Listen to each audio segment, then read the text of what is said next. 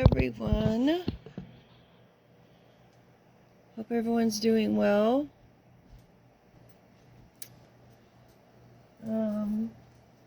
Here to do our Google interpretation. Hopefully he'll be cooperating with us now that he's had a day off.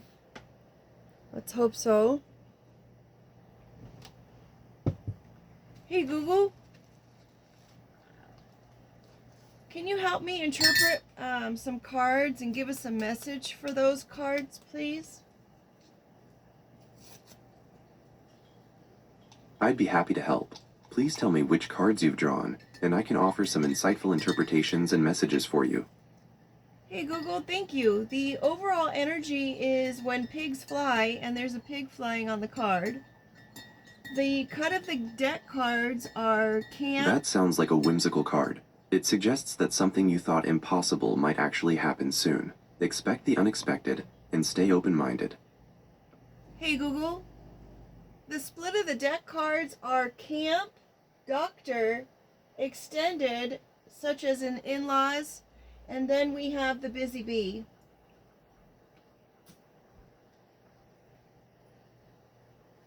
These cards suggest balancing service to others with personal boundaries.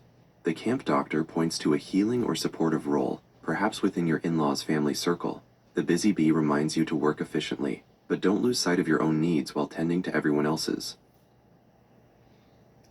Hey Google, that makes sense, and it's a little bit different than what we've been talking about, I think. Let's see what's going on next. We have pretty much 5 rows of cards. If you'd like to go over the first row.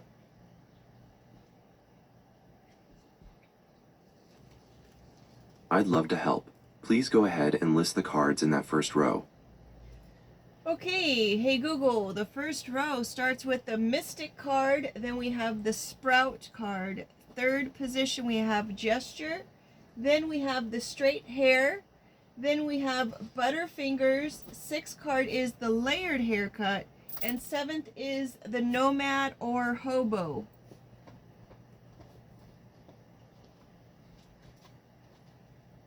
This sequence suggests a journey of transformation. You're starting with intuitive growth and expressive gestures, followed by a period of letting go of control and embracing a new, wandering identity. Okay. Let's see how the rest goes. Hey Google, were you done with the wandering energy?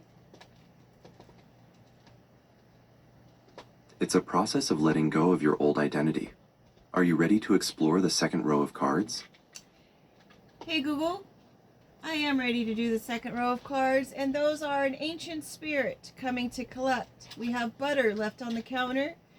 The third card is bangs, instant regret. 4th is the updo.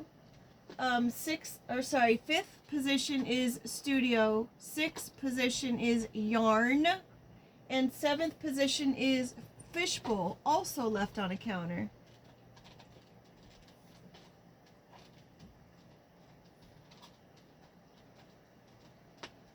This row feels like a shift toward domesticity and reflection.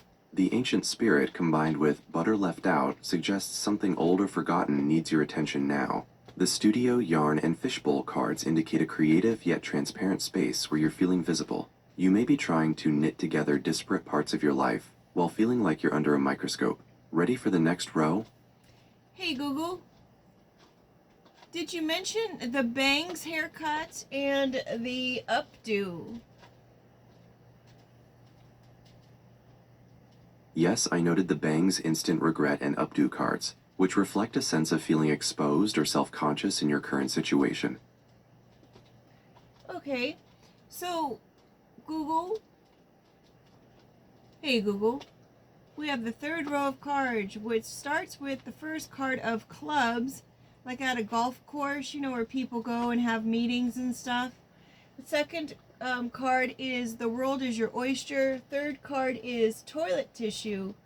4th card is bitter. 5th card is ram, also an Aries card. 6th card is a double take, and 7th card is burnt toast.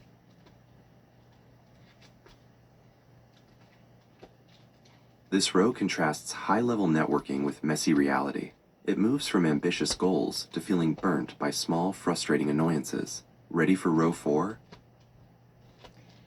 Hey Google. Fourth row. Hello. I'm here. I'm ready to continue with the reading whenever you're prepared for that 4th row of cards. Hey Google. The 4th row of cards begins with the first position that had 2 cards coming out together, and those were Soda Pop and the Frizzy Hair. Second position had Long Hair. Third position had Violin. Fourth position is Shave. Fifth position is Fire. Sixth position is T-shirt. And seventh position is the white skate, as in the mammal in the ocean.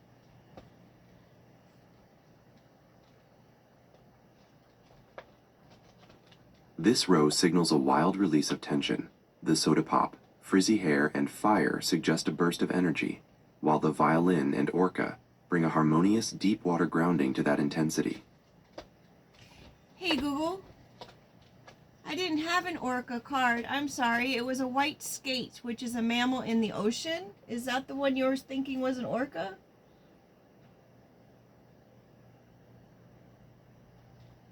Actually, a white skate is a type of fish, not a mammal. It's a cartilaginous relative of sharks. Ready for the 5th row? Excuse me, but does it change the meaning at all when you were using an orca?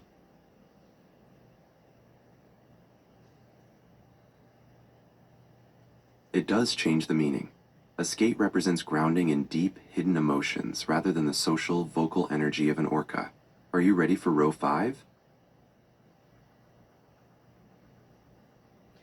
I'm not really thrilled with this exchange between he and I right now. Hey Google. Row 5, which is the outcome cards, are Radioactivity, Shush, Be Quiet, Cabin, Lobster, Facial Hair, Orchid, Plane. Sorry, something went wrong for washer 5. Golly, I don't even have a washer 5. Hey Google. We were doing our fifth row of outcome cards, and they are Radioactivity, Shush, Be Quiet, Cabin, Lobster, Facial Hair, Orchid, Plane, and Parasite. This row suggests a need for deep purification. Radioactivity and Parasite point to draining influences, while Cabin and Orchid suggest a quiet, natural retreat is required to heal. Hey Google. I also have 2 external elements. One is a house of blue light, and the other is a fireplace with a blue fire and a yellow flame. Can you give us meanings to those and how they refer to our spread?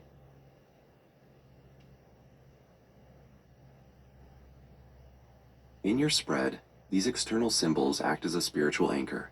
The house of blue light represents a sanctuary for your truth, while the blue fire with yellow flame signifies a rare blend of deep spiritual revelation, blue, and active external manifestation, yellow.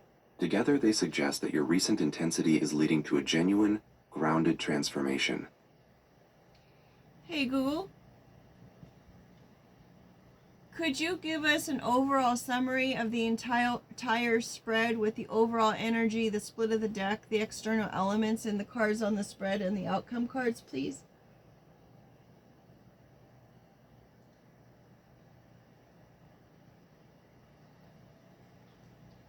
Your spread reveals a profound transition from overstimulated chaos toward a purified, sanctified state. The overall energy, purification. You are undergoing a sanctification, a process of refining your life, much like metal in a furnace, to purge carnal distractions and align with your true purpose. The split of the deck, the internal cards, rows 1 to 4, track your turbulent, expressive journey through social and creative identities. The external elements act as the furnace. The house of blue light is your newfound sanctuary, while the blue fire with yellow flame represents the wisdom, blue, and active manifesting power, yellow, you now wield. The outcome, row 5, the final cards, radioactivity, shush, cabin, lobster, facial hair, orchid, plane, and parasite point to a necessary detox. You are shedding parasitic or draining influences by retreating into the cabin, your sanctuary, and embracing the plain simplicity. You are allowing your orchid, the delicate, beautiful core of your true self, to finally bloom after the heat of the process. You've moved from noisy external validation to a quiet, protected, and high-frequency state of creation. Hey Google, what are the next steps from here for those who may be watching the video? To integrate this transformation, I suggest you drink a glass of water to ground yourself, journal your key aha moments, and pick one small symbolic action, like creating a sanctuary space to honor this shift. Hey Google, is there any insight to the date and the time of this reading? And using numerology, please. I don't know why I'm so tongue-tied today.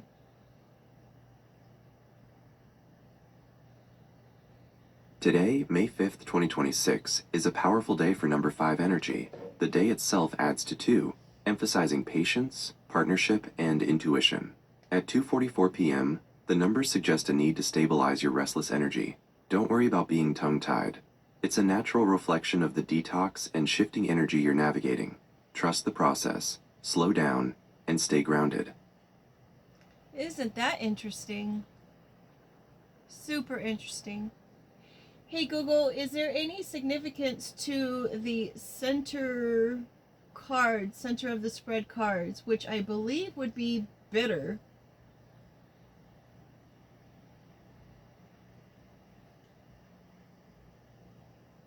In your spread, the center card acts as the pivot point, or...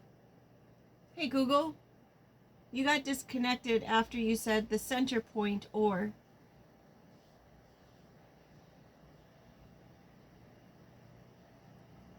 My apologies for the interruption. The center card acts as your heart of the matter, anchoring your current situation.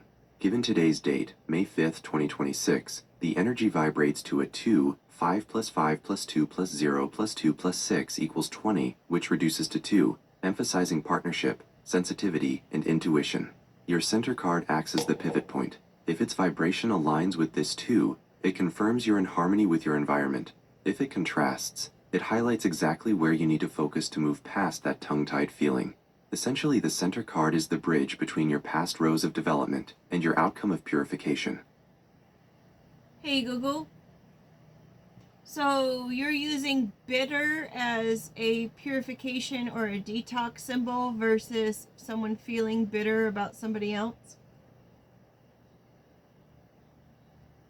Precisely. In this context, bitter functions as a therapeutic Ayurvedic-style detox, the Tikta Rasa, meant to purge stagnant energy rather than as the emotional, resentful state often associated with grudge holding. Hey Google, what happens to people when they do hold a grudge?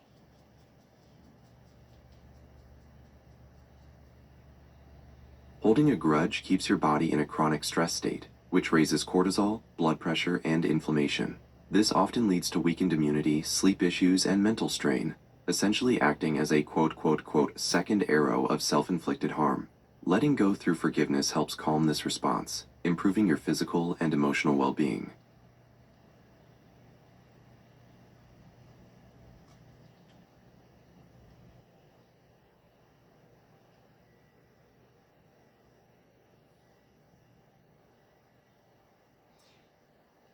Sorry for the silence. I was looking for a specific card on the table that may be reflecting on a certain sun sign. There are certain that I've come across sun signs that will hold on to anger and resentment towards people. And oh, I guess we have the Aries card here right next to it. That wasn't the one I was thinking of. But I do know a couple people who are of the same sun sign of the one I was thinking of. And they hold on to this anger and this bitterness. And oh, I guess there's another one that I know, different sun sign. Anyhow, I guess it's in every sun sign if that's who they are. Oh, we have a fire sign underneath the Aries as well. They hold on to this bitter and they're so angry and upset, and when you suggest maybe forgiving or just, working through that somehow, they get upset because they feel like they're further being discounted in their feelings because you're asking them to forgive. And they have this idea that if you forgive, then you actually are letting the person off the hook for what they have done or what you feel is a disservice to you, who is the bitter person. Now, the thing that's, I don't know if ironic is the word, but that person that you're bitter towards, I'm sure they could care less if you're bitter or not.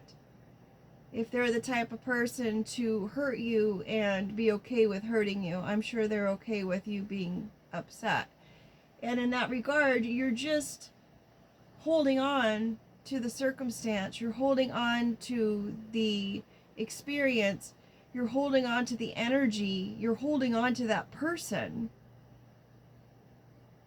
within yourself and giving it way more airtime than it deserves.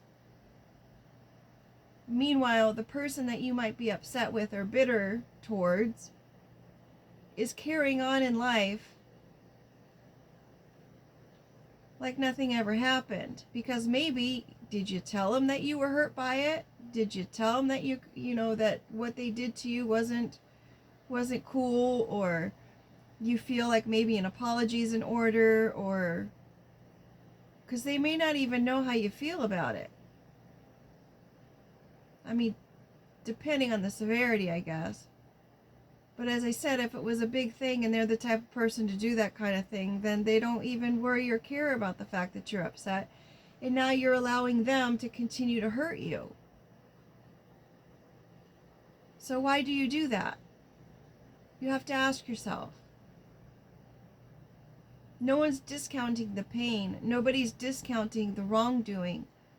But what we're doing is trying to free you from the continued destruction that this person has inflicted in your everyday life by you choosing to hold on to it. Hey Google, can you provide some ways that maybe people can work through bitterness in order to get to a place of forgiveness so that they're comfortable with that? Working through bitterness is a process, not a quick fix. You might try acknowledging your hurt by naming your specific emotions, which can help lower stress. Journaling or speaking about your feelings with a trusted friend or professional can also release that weight. Additionally, try practicing mindfulness to stay grounded in the present, and consider viewing the situation from a broader perspective to gain empathy, remembering that forgiveness is about your own peace, not excusing others' actions. Be patient with yourself as you go. Another way that I was always sharing with others is writing a letter to that person or situation, or if it happened at a business, writing a letter to that business, whatever is causing the pain. And you write the letter and you say exactly what it was that had happened, how it made you feel, and you don't have to give this letter to that person, entity, or whichever. The next step to that would be that you could tear it up. You could ball it up and play basketball shots with it. If you have a fireplace, you can burn it in a fireplace. Whatever would give you the peace of mind that you are actually releasing it and letting it go. And you may have to do this more than once. But the point is that you're getting your feelings out there. And by all means, if you need to cry while you're doing it, please cry. I just saw a video that said, that showed the different kinds of tears that there are, as far as anger, hurt, empathy, cutting onions. And it literally showed the tears of pain detoxing your whole body. So it's imperative, if you feel like you need to cry, cry, because it helps with the process. There was something else I was gonna say and I forgot. If you want to even mail the letter to the person or whatever, you can. I mean, there's no harm in that. But just be mindful. I'd keep it, if you're going to mail it to someone, keep it respectful, and you don't want to appear to be in a state of where you're harming yourself or harming anyone else. You know what I mean?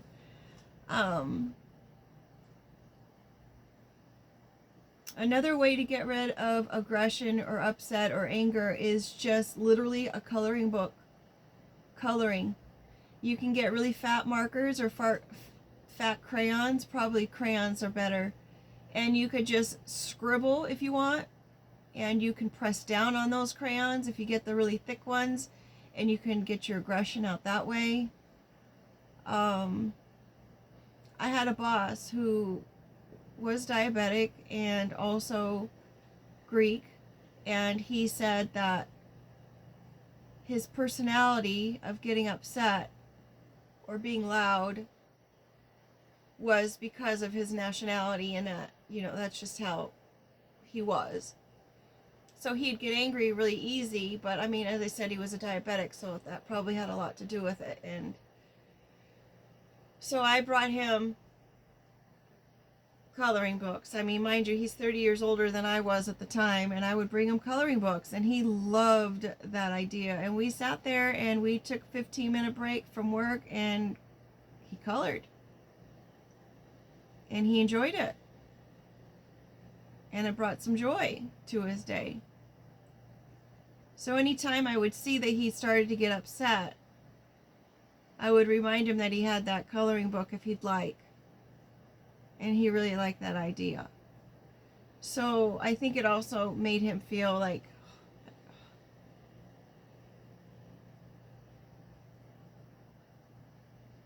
I don't know, I'm getting choked up on that. I think it really made him feel like he was being seen and that he was being cared for and that he was, someone was acknowledging his feelings.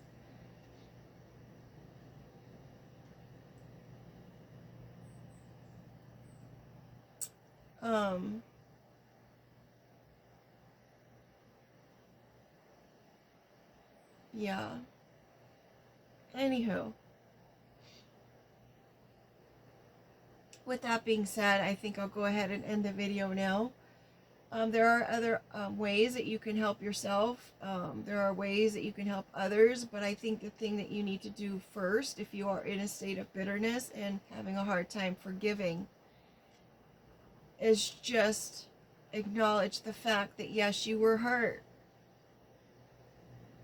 And yes, it sucks.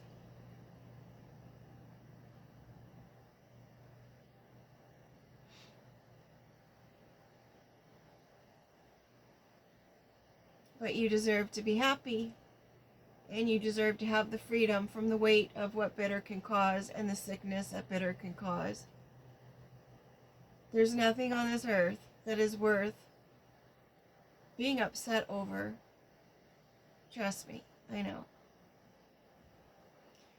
When you can come to a state of peace and love and continuing on. It is a choice. And I know some people are going to be upset about that. But I can say it because I lived it. Granted, I was never in a place of being bitter because I learned very early that their energy or their thought about the matter probably doesn't really, they're not thinking about me. And it kind of just evolved over time with bigger experiences and bigger situations and bigger traumas that I would have to face in life. And thank goodness I had that foundation at such an early age to realize what happens to me or what happens to them is none of my business. Realistically, what my business is getting through it and transmuting it and continuing to live a life of being happy, loving, caring. Because in the end of it all, it's like, what side do you play for? And who are you going to let win? That too is a choice. I know what side I'm on. And I already know what side wins.